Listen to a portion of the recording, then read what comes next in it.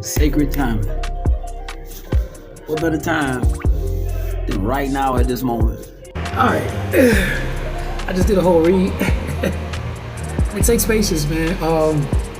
Welcome back, man. Welcome back to all the new supporters that I've just received, and to all the guys who have already been here. Man, I miss you guys, man. It's just the 1st of June. I think it's just the start of a new season. At 12:12 on the clock, here where I am. I think that is a good time for me to start this message off. Okay, so I'm gonna go ahead and give you guys a quick briefing. Matter of fact, let me give you an update. So I haven't been on the channel in a while. And the reason why I haven't, because I had to deal with some, not even so much of health issues, but I just got back from surgery from a small meniscus tear on my knee. So that was another thing. And I've just been away from the channel for a while. It's not that I lost interest or anything like that. I think that it's just time for me to take on a different approach about how I'm going to address things in my life here. And I think that I'm just reorganizing along with the terrain that abruptly happens. A lot of things in life happen to where it'll kind of knock you off set. So I'm kind of settled, not really all the way settled until I can find myself grounded in a better circumstance in life. But as of now, I'm just rolling with the punches, you know. So yeah, I'm gonna go ahead and get on to moving on. I say that this is just a new season. I think in spring this is the best time for a lot of blessings to come in. Like, this is the time for a lot of showering down. I think that this is the time we receive, the land receives. I think that this is the time where also a lot of repositioning happens in the soil as far as graveling, and it's just time for us to have that season. And I think that it's time for me to kind of step back in, kind of give you guys a little forecast on what's to come. Also, another part of the brief, I will let it be known that this channel is not focused on anyone's business. We mind our business here, tarot. This is what happens. What's happening here. I think that a lot of people look and seek into tarot to kind of like indulge or seek more information about what's going on in others' lives and what are others' intentions and stuff like that. We don't focus on minding other people's business. We focus on ourselves, the betterment of ourselves. So if you're here for any type of revision for self-improvement, if you're here for just a better piece of insight or some type of confidence in your life, this is the place to be for real. Another thing, I think that I need to go ahead and brief about how I come up with a spread and how I do my reads. So if you're not new here, you kind of already know about the two decks. But for those who are new, I'm going to go ahead and let you guys know that I don't shuffle the cards for just the occurrence of a card flying out. I actually practice synchronicity on this channel. And I feel like the great form of, or there's one of the forms of how you express or use synchronicity is through these two decks I have here. All right. So between the two decks, one deck I'll shuffle the cards until I get a spread, right? Maybe of like 6 or 7 cards. Then I'll go into the other deck and I'll shuffle until I get a spread of 6 or 7 cards. Or between the two, I'll look for a match. If I receive my match, that's how I get my first card. And what you see the cards that are doubled up right here, that's because I had found a pair through the shuffles. And that's how I find I guess that's just how I draw within synchronicity, you know. And this is more of a more blatant or way, or a more elaborate way for, I say, this divine to express some type of message through these occurrences of the pair coming about between two decks. I feel like that's more of a blatant or direct message being expressed in that in totality. So that's how I got a 4-card spread. So we can go ahead and get right into it, man. You already know, man, this is my own business tarot. So if you're not into looking for, some type of insight or self-improvement, or you're not focused on yourself here, there's other tarot card readers that help you out with the affairs between others, and you can look into other people's lives there, but through this portal here, this is what's going on. So let's get right into it, man. We got the first card here. Our first card here is the Empress. We have the Empress card. Yeah, Major Arcana. So we're starting to spread off pretty nice right now. This expresses love, fertility, beauty, sensuality, nurturing, and divine feminine. The context over this, she brings the energy of abundance and care. In love, she symbolizes unconditional love, creative growth in the relationship, and a deepening of emotional bonds. All right, moving right along to the second card, we have the Five of Swords. This is an air card. This expresses more of conflict and ego. This is more of like a conflict and mental type of card here. So within our mental state of some type of expression of what it's saying about conflicts and ego, maybe tension. Someone walking away, it also means like a hollow victory. So the context over that, it pretty much represents a moment of disagreement, like miscommunication or maybe hurt caused by pride. It could reflect inner or interpersonal strife following an emotional investment or emotional invested moment. We'll just move right along. I'm not going to get too expounded into one card right now. I'm just going to give you the actual meaning of just each card, and then we'll get into like the cone of meaning of the spread. So this third card here we got is the Queen of Cups. This is more a water element card. It's more of an emotional and intuition type of expression for card. When we see the Queen of Cups, it actually means like an emotional depth or intuitive love, maybe compassion and healing, right? The context of this, actually this queen brings like softness and understanding and emotional wisdom. In love, this represents a partner or part of yourself who feels deeply and intuitively, possibly healing what was hurt. Okay, so we have the fourth card here is the Page of Swords. This is more of an air card too. It's more under like communication and curiosity. This actually means like observation, curiosity, fresh perspective, and alertness. The context over this page of swords often signals like signals messages, investigation, or the desire to understand a situation better. In love, this may suggest someone watching or asking questions or seeking clarity. Right. So we get into like the culminated message of this spread. It kind of expresses more like a story in totality, where we have like the Empress, which begins the story with nurturing, love, or a desire for romantic fulfillment. This is a heart-centered energy, rich, loving, and full of potential. Behind her will be like the five. Well, you see the Five of Swords.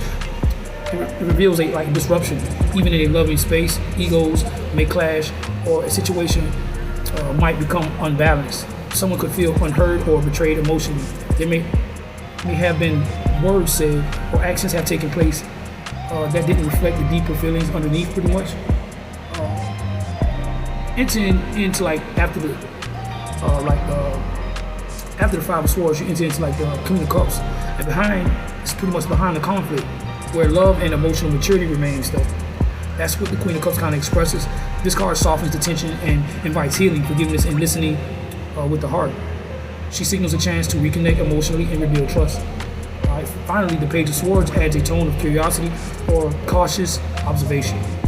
It may show one or both people are thinking a lot, perhaps even overanalyzing or watching each other from a distance, like through social media or emotional detachments, etc. There's a desire there's a desire to communicate, but with some hesitancy, you know. Okay. Now, so when we look into like relationships, I'll give you like a love message, the type of love insight that I do get. I see here, when I look at the Empress and the Five of Swords, there may have been an attempt to love deeply, but it hit a moment of pride, conflict, or miscommunication, right? A moment of defensiveness may have compromised something beautiful, pretty much. When we stepped into like from the Five of Swords to the Queen of Cups, the path forward is emotional healing though. A compassionate approach is needed, pretty much. Someone may still be hurting or need emotional reassurance. I look here at the Queen of Cups to the Page of Swords. The emotional depth is real though, but the need to be understood or the need to understand is present. One or more people may be thinking a lot, possibly afraid to express their feelings directly. Watch out for like overthinking or fear of vulnerability. All right. Overall, the message in love suggests a love connection that is rich and heartfelt, but currently navigating a patch of emotional tension and misunderstanding. The Empress and the Queen of Cups show that there's real love and emotional investment. However, the Five of Swords signals that something hurtful has occurred though, likely not malice though, but enough space to create like a wedge or a distance between the two. So like the Page of Swords kind of advises to observe, be more observant, be more attentive or alert, reflect and be ready, and when you're ready, communicate with openness though. There's healing available here. Compassion and honesty can rebuild the bridge. Alright, so pretty much what I'm getting from the message in totality, right? And this is just my advice. Maybe not just in a relationship. It may not be in a relationship. It may be just like your workplace. It may be just everyday social life between your interaction with people, right? And what I'm getting from this is more like, you know how you initially you're just kind when you meet someone. You may be just a kind person who you may not really kind of know that you may be a little narrow-sighted, or you may be you may have a sense of a controlling aspect about yourself that doesn't allow a person to express themselves in totality. You don't pretty much give a person enough leverage to express their love language or their language between themselves and life. Everybody has their different love languages or the way they express themselves. You know what I'm saying? A person's humor may strike you the wrong way. It may cause you to take things wrong. And that person may not have felt as if that aspect of their humor may have been harmful. And you may have took it a little bit more sensitive or serious than that person. And you may have expressed that this fell to somewhat dis-ease or discomfort. You may have it didn't sit right with you, and you may have disclosed that and expressed that, and that person didn't really feel like they did anything wrong. You know what I'm saying? Where the pride may have came in at, and that may have been a conflict for you, and you decide to digress, or you decide to contract yourself, and a lot of people do. And that kind of in something that could be totally good in life. That person may have come along to be a great friend in your life, or a great peer or associate, or someone to aid and assist you to you elevating or excelling in another aspect of your life. Who knows? That person may have some type of information or knowledge that may strike an aspect of your thinking that you never thought of before, and give you a new perspective of how you digest God, or how you go about certain circumstances. You know what I'm saying? So I advise you to allow yourself the leverage in another person, that the people you come in contact with, the leverage to express themselves, in their languages, and allow yourself the receptivity to see the artistry in God's work in everyone's individuality. You know what I'm saying? This applies also in relationships, man, and that's something that you should allow yourself to do, is get to know someone, allow yourself to be known, and understand that it is your responsibility to articulate yourself. It is your responsibility to get yourself across clearly to another person. It is also your responsibility to come to a better understanding on how that person expresses themselves, even if they're not great communicators, and even if they're not able to get themselves across clearly. It's still up to you to have that degree of discernment, that ability to decipher or understand it, or comprehend, should I say, how they express themselves in life.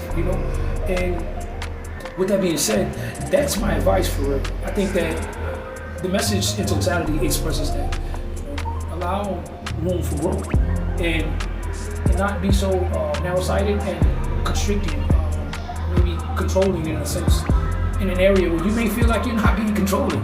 And I've had to learn that. So that's the only reason why I'm sharing the advice, because this allows more abundance in your life when you can afford to just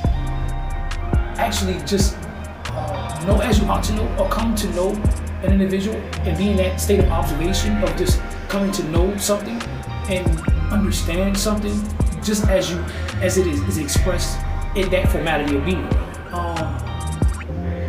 I think that we get to a point in our lives where we're required to be able to come into exchange with life and the happening of life as it is, and still understand, or still stay aligned or in connection with the divine, or God, should I say, in every measure of your life, in every circumstance of your life. I think that is the main thing that is required of us in every circumstance, beyond just the humility aspect of things, although it's required in order to have gratitude in life, for real. So I think that's the message, for real. That's the message. And with that being said, man, inhale and exhale, man. Inhale to exhale. Exhale in every aspect of your life. And you'll always be in that harmony, that reciprocity with God, where that understanding is like your forerunner in everything that you come into a contact with, and that's the language that you should be able to speak and allow to be spoken to you, that's love, for real. And that's when you operate in that, I don't know if that's a word, unconditionality, but when you operate in that beingness, or that state or form of being, things are in all absoluteness, for real. That's when you're in your absolute self. That's when you're operating in absoluteness, for real, in your authenticity, for real. So until next time, man, please like, share, and subscribe. If this message is for someone, share it. Please share it. And give me your feedback in the comments, man. But please like, share, and subscribe. And until next time, I'll see you guys again. God's will.